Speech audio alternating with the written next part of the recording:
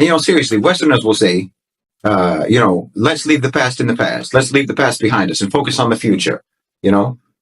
What's done is done. Let's just move forward. I mean, subhanallah.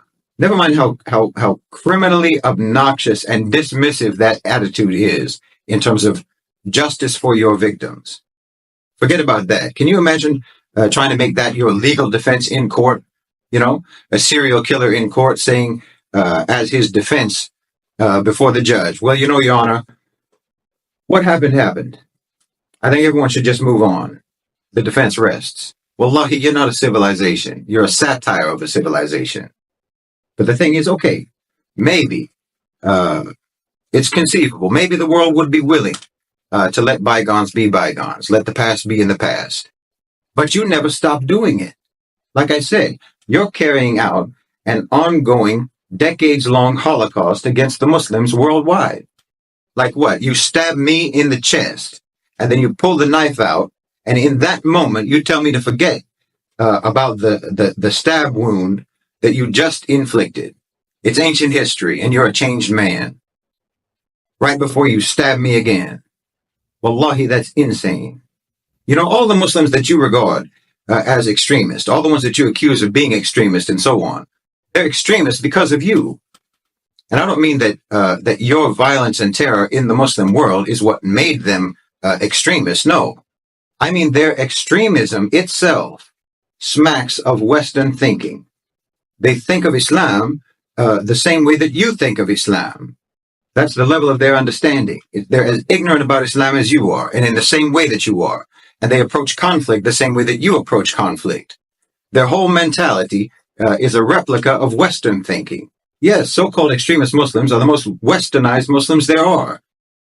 Because they're the most like you. They think like you, they act like you, and they hate like you. And really, it's ironic. But it's just like Zionists. That whole movement, that whole anti-Judaic, mostly atheistic movement, that secular movement of Zionism was informed by European Jews who wanted to be like you too. It's the same thing. They wanted to stop being bullied by you, and they wanted to become bullies themselves. These were the original Zionist Jews. They thought that Judaism made Jews too soft. It made them too acquiescent. It made them too patient with persecution. So they wanted to act like savage, violent Westerners, just like you. They wanted to act like the people who were persecuting them. And it's the same with these extremist type Muslims. They didn't learn about jihad from Islamic jurisprudence. They learned about it from Rambo. They learned about it from your own crackhead-like addiction to violence.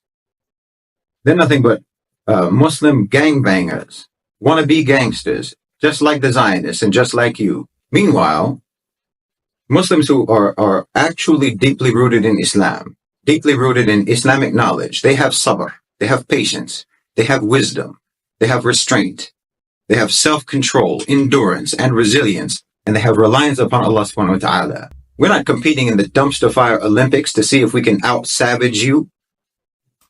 We're not trying to outdo you in being humiliatingly reprehensible. We've been around for a long time.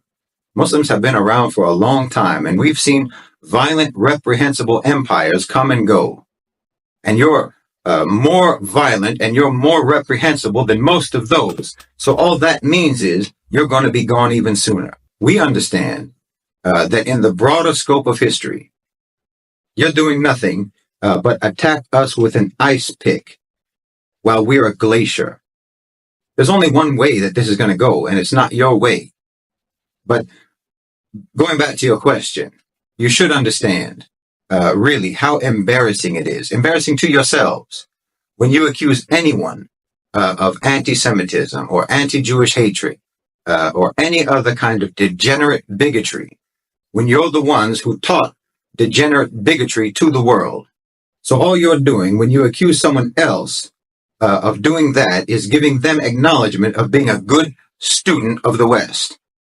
When you call someone an extremist or what have you, anti-Semite, anti-Jewish, bigot, or what have you, or you say that they're hateful or any of that sort of thing, all you're doing is you're just giving them a certificate as a graduate of Western so-called civilization.